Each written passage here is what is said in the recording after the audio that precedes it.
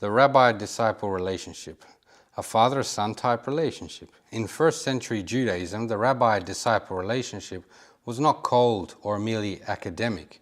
It was deeply personal, often described as father-son. A rabbi was not only a text teacher, but a life model. The disciple did not learn only what the rabbi knew, he aimed to become like him in character and practice. A rabbinic tradition says, one who becomes a disciple of a rabbi is like a son who sits beside his father, Avot de Rabbi Nathan. This helps explain why Paul uses fatherly language about discipleship. My little children, for whom I am again in the anguish of childbirth until Christ is formed in you. Galatians 4:19. The intensity of the relationship. A genuine disciple devoted his whole life to his rabbi.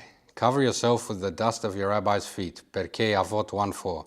In modern terms, the disciple was not a part-time student, he was a full-time imitator.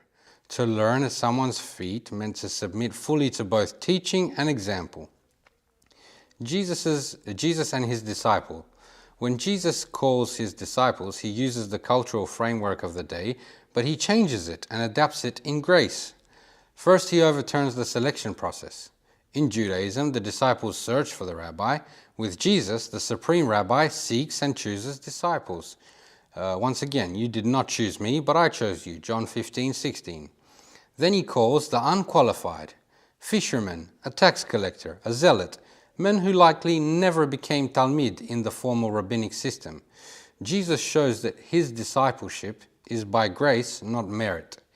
The fact that they were already working in their trade meant that they had failed the exam to move on toward becoming teachers of the law. In addition, the call to follow me was the highest honor for a Jewish young man. That is why Peter and Andrew immediately left their nets, Matthew 4:18-20. Edersheim notes that being called by a rabbi was the greatest distinction a young Jew could receive, and Jesus calling ordinary men displays remarkable grace.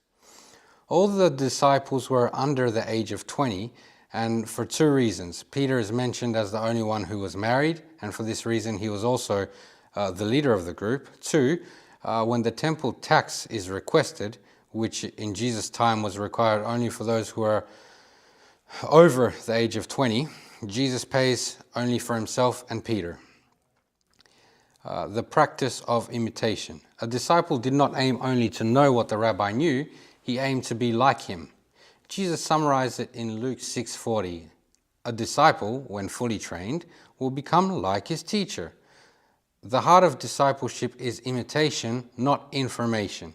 Many Christians today reduce discipleship to lessons. Scripture presents discipleship as character formation through closeness to the teacher.